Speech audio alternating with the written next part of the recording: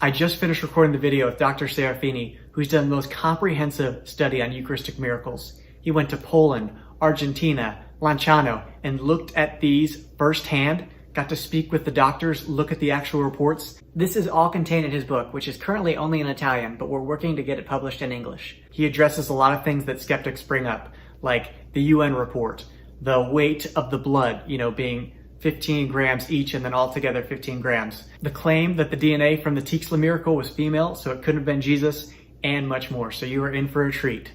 We are here today with Dr. Franco Serafini, a member of the Cardiology Operative Unit at Bentivoglio Hospital in Bologna, Italy. He is the author of A Cardiologist Visits Jesus.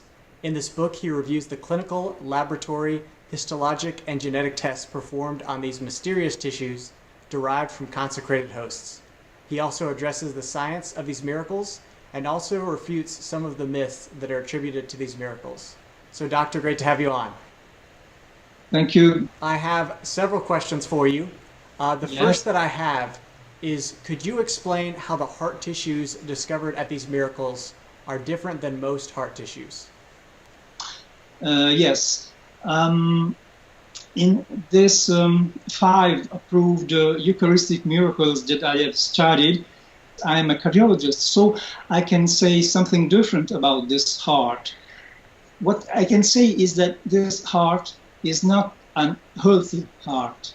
It's a suffering heart, even an agonizing heart. And we can say this because we can histologically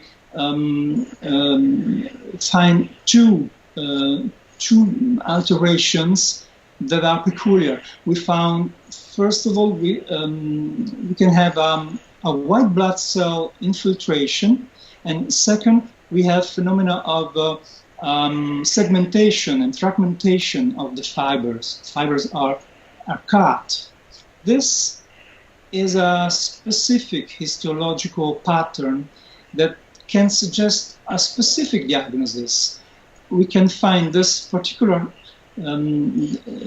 this pattern in a particular kind of heart attack, not the common heart attack that depends on coronary disease, but it depends on catecholamines. It depends it's a kind of stress cardiomyopathy, a cardiomyopathy that we can find in patients that suffered from extreme stress, a traumatic stress, or a moral stress, as when we receive a very bad news, or in situations of impending death, for example. Wow. Well, that's incredible. How do the doctors discover that? You said that there's a fracturing of the tissue. What is that?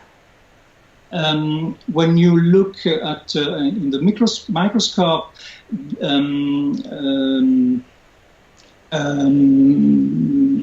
fragments that come from this Eucharistic miracle, you can find those two kinds of histopathological features. So, white blood cell infiltration and segmentation, fragmentation. Okay. What is the segmentation, fragmentation? What does that mean?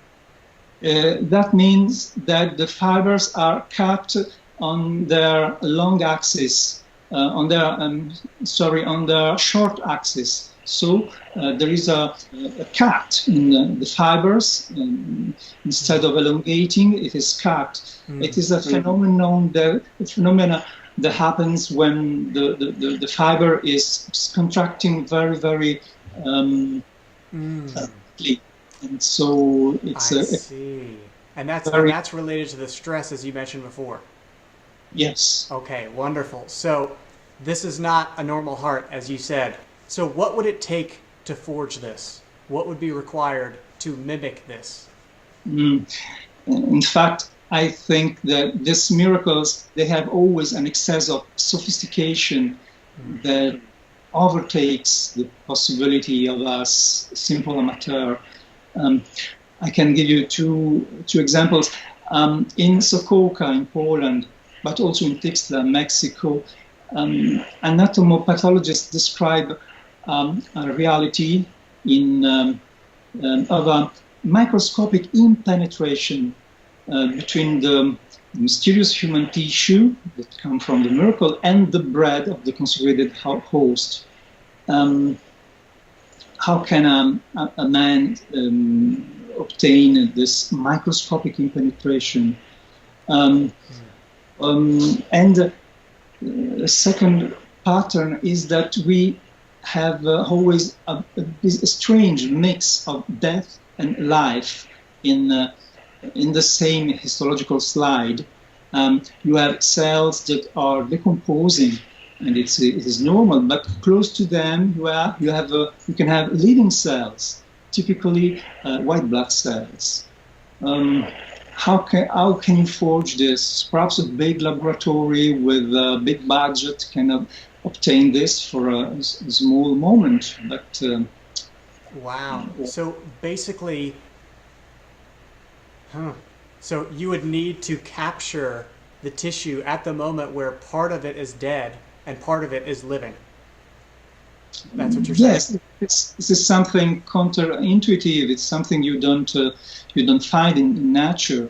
So, wow. So basically, what would be required to do this is you would have to, beat someone or give them some incredible stress to force them to have a heart attack, kill them, cut a piece of their myocardium out.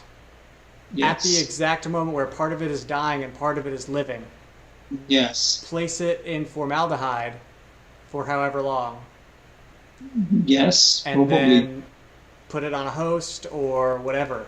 And the victim should have an AB blood type, more than this. Yes. So not so easy to forge. Incredible. Wow. So yes. So then adding that, you would have to find someone with AB blood, force them to have this unique type of heart attack, kill them, cut out a piece of their heart, the myocardium, place it in formaldehyde, and then place it on the host to make this appear to be real. Yes. Wow, that is quite a length. And as we saw in Lanciano, there wasn't even formaldehyde back in that time, right? So how would they have done that? No, of course. Wow. It happened 13 centuries ago, yes. Wow, that's incredible. Well, thank you for giving us some insight on that. Now, something that skeptics often debate is this reported UN report where yes. they did like 500 hours or 500 different tests and they wrote this report. You looked into that in your book. What did you find? Yes, it's an important question, and skeptics, I admit, they are right, because everybody interested in Eucharistic miracles knows that in 1970, Professor Lenoli was allowed to study a sample that came from the Lanciano miracle. He made a very good scientific analysis, produced a very good report. And okay, but 5-6 years after, in 1976, investigation made, sponsored by United Nations, nothing less than United Nations or even World Health Organization. It is written that they made even 500 tests on the same relic and found something very interesting. But 500 tests, it's very strange. It was a bit fishy to me. So 4 years ago, I decided to go to Lanciano. It is 400 kilometers from here, from where I live. I went with my wife, and she also is a medical doctor. We booked a meeting with the friars, and they were very, very kind. They opened the safe, and we could see this document, this United Nations document. Wow. We scheduled a whole afternoon for studying it, but in fact, a couple of minutes was enough to understand that it was a terrible fraud, a terrible hoax. It is something very sad. It is true, we have hundreds of pages of tests, but tests made on Egyptian mummies, not on the Lanciano miracle. Then they added a first page and a last page naming the work of Linoli, and that's all. So it's a kind of friendly fire that somebody overzealous wanted to do too much for helping the Lanciano miracle that doesn't need this kind of help. Yes. Yeah. Well, Doctor, I appreciate you going into that detail, because here at the Joy of the Faith, and we're all just trying to get to the truth, right? I want to know the truth behind this, because I've heard this from world-renowned speakers that there was this UN study and all of this, and to get to the bottom of it is really great. So I hope that helps, obviously, Christians and Catholics and skeptics realize that, hey, if we make a claim and we're wrong on that, we'll write about that. So I would encourage you all to check out his book. And Doctor, thank you for going into that for us. That's a great service to everyone. Anything else you wanted to state on that? Well, at the end, I asked the friars to not to mention anymore this report in future publications or in their museum. Wonderful. Now we'll see. Okay, great. Yeah, it's true. It's important. Something that I find as an engineer is, so I studied materials engineering, so this is not my specialty, but going to the source is so important. And if I can't have a source for something, I don't want to report it. So that's what you did. You went to the source, and then you said, hey, please stop spreading this exaggeration of what actually occurred. So that's great. Thank you very much. And I'm glad that you're Italian, because me as an American trying to do that research was very challenging. I did go to Lanciano with my wife and in-laws and sons, but we didn't get to see the actual report, so great work there. One other thing I wanted to address, because this comes up often, and skeptics love to debate this one. Supposedly at the Miracle of Lanciano, there are several globules of blood, right? So basically like different hardened pieces of the blood that was the chalice, the wine that had become blood. And when they weighed them separately, they were all 15 grams. But when they put them all together, they were also 15 grams. Now, how that makes sense, that doesn't, I don't know. But could you let the viewers know what you found in that? It is known that in 1574 there was a recognition. I mean, in more or less every century in Lanciano, they open the relics and they control that everything is okay, that there is no dirty, and they look at this and then they close with the seals for the century after. But in 1574. It is reported that when they wanted to weigh on a scale those 5 fragments of blood, and those fragments are, we know, altogether they weighed 15 grams, but there are 2 biggest, 2 smaller, and the weight is different from each other. But in that occasion, the scale did something incredible and mysterious.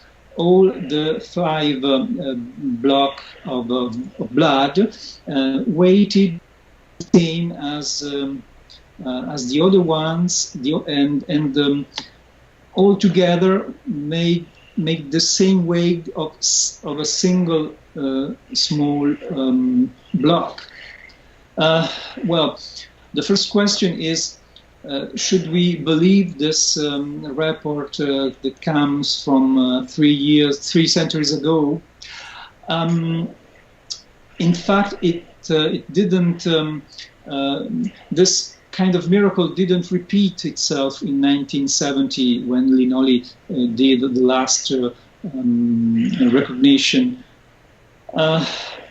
I think, for me, I was not there, but it is something incredible because people knew how to use a scale in the past. So, and my parents, my grandparents weren't stupid. They were as intelligent as we are.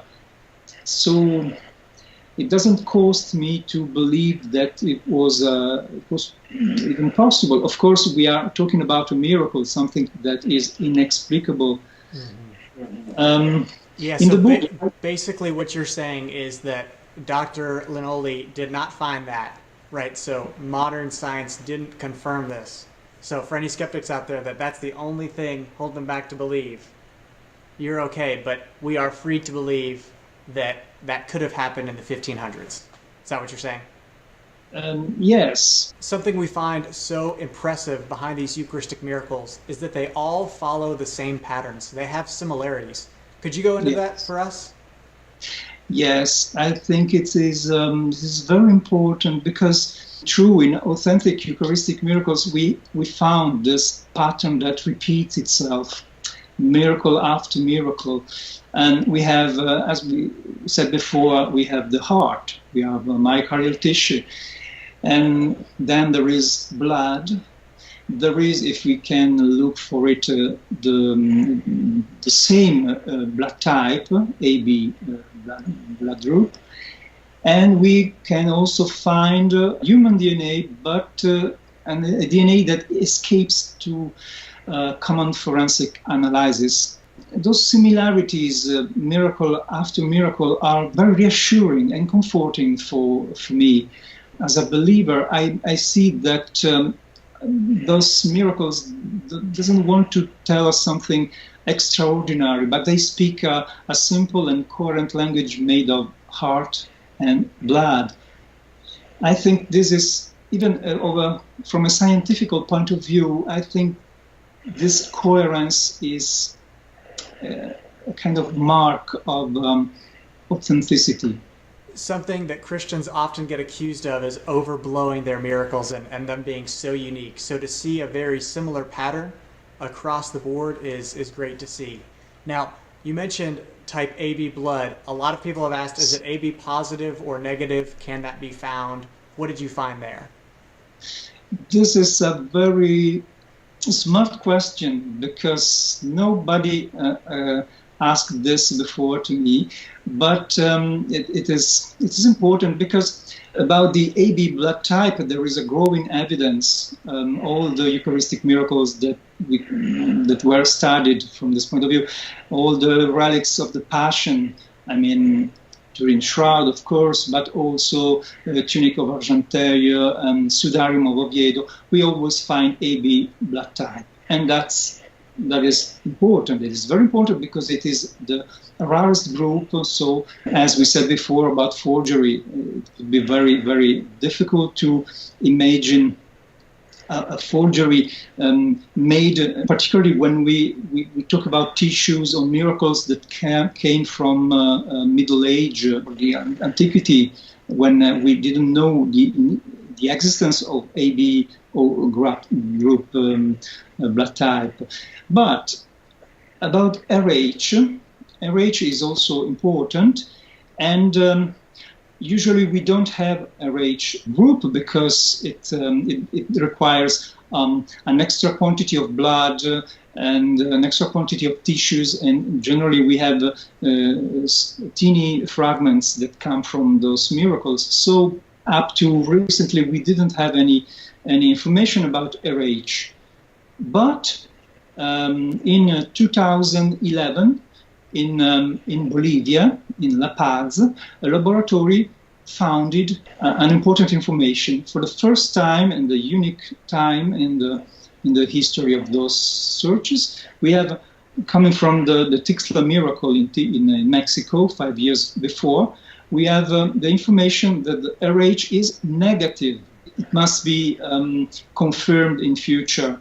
But if it was confirmed, RH negative means a blood even more rare, the rarest possible. What is important is that it is rare, but is a credible blood type, even in Middle East and 2,000 years ago. Wow. Now, is AB negative? Is that the universal donor or the universal receiver? Oh, it's a mix. It's a receiver as AB, but a donor as negative. It's and we can try to find some theological meaning in those scientific findings. In my book, I try to explain why AB, what could be, because, well, it's a curiosity, because in fact every group is okay for us, but why AB? So, wow.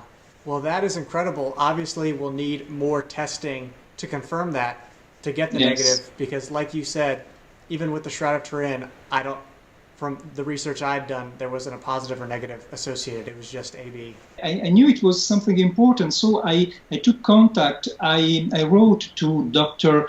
Susana Pinel Prado in La Paz, Bolivia, asking confirmation, and she confirmed me this analysis. Wow, amazing. Tixla is one of the Eucharistic miracles that I covered in my trailer video and that I'll cover in this longer video. But I wanted to know, I saw a YouTube video where Mike Willesee, who had done a lot of the research, he's an Australian journalist, he had a piece taken from the Eucharistic miracle host, and it was analyzed, and at the end of the documentary, it said that the DNA had come from a female. Therefore, it was probably a fake, but he couldn't make that statement conclusively. In your book, you went into this. Could you go into that for us? Yes. In fact, I go into this in the I hope next English translation, because I didn't know this documentary. It wasn't available in Italy till last year. This documentary is a kind of bomb, because this explosive, this conclusion on the female DNA in Tixla. But what I can say is that it's important to go deeper, and I had the chance to read the autobiography of Mike Willesee, the Australian journalist that made this documentary. He wrote this. This is his second autobiography, because he already wrote his memoirs, but he felt the necessity to write at the end of his life, because he died last year, Mike Willesee. Before dying, he wanted to give us this information. He was very sad of what this documentary was become at the end. He was tired. He was sick, and what he said at the end of the documentary is not what he wanted to say. In this book, his book, is very moving, reading this man that admits that something went wrong in this documentary, because he knows very well that the female DNA doesn't come from Tixla, but from another miracle T-shirt. It comes from a Cochabamba in Bolivia. We have a statue that bled in the 90s, and it was analyzed. And the DNA, the female DNA, in fact, is the DNA of the woman, of the lady that owns this statue. So it is not necessarily a fraud, it's simply a contamination.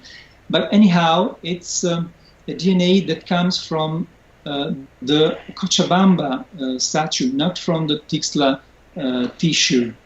And it is important to stress it. Yes, so essentially, you and I, or even Mike himself, could be saying, oh, you know, I want to make this look real, so I'm just going to say it was from a different location. But the fact that they pinpointed the DNA to the owner of that statue shows the truth behind that. So that's pretty great. I'm glad you went into that. And like he said, we're working on hopefully getting his book published in English, because what you did, Doctor, went through 5 Eucharistic miracles from a medical perspective, and that is exactly what we need today. So hopefully God will work that out and we'll get that published. We hope, yes. Yes. A final question I have is, how did you think of writing this book, and how long did it take? 5 years ago, I was a bit like you are now. I believed that the medical and scientific aspect of those approved Eucharistic miracles was very, very important, and had an enormous potential in apologetics. But 5 years ago, I couldn't find any book or any reliable internet page.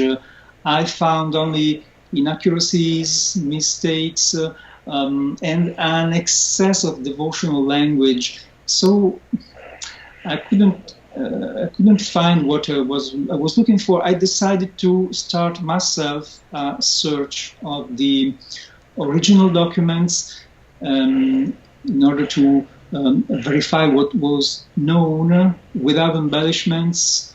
I took contact with the witnesses, with medical researchers involved in. I went personally to Argentina, to Poland, in Lanciano. Wow! It was a beautiful experience, not only from a spiritual point of view, but also a very interesting intellectual experience. Because I think it's a big opportunity to talk about the Eucharist, the Catholic Eucharist, to the men of today, and if possible with a new language, the language of science and technology, a language that to which are so sensible the men of today, and so sensible, perhaps even too much. Science and medicine is a language that you are well versed in. So, wow. Well, thank you for using your talents. How long did it take to write that book and to do all the research? 2 years. 2 years of spare time beside my hospital work. Wow. That is incredible. So if you're watching and you're a publisher and the book is not published yet, check the description, because hopefully we'll get this book published soon, because I think this is something that I know I myself looked for this. I looked all over to find a medical perspective where, like you said, devotional language is great, but I just want to get down to the facts. Show me the actual medical reports. Show me the slides, the microscopic images of this. And you did this, so thank you so much, Doctor. I hope you all have enjoyed this. Please share this video with others. I'll probably be going back through and making shorter versions just to address some of these things in a couple minutes versus a half an hour. So you feel free to share those as well. And like this video, please. Have a blessed day, and God love you.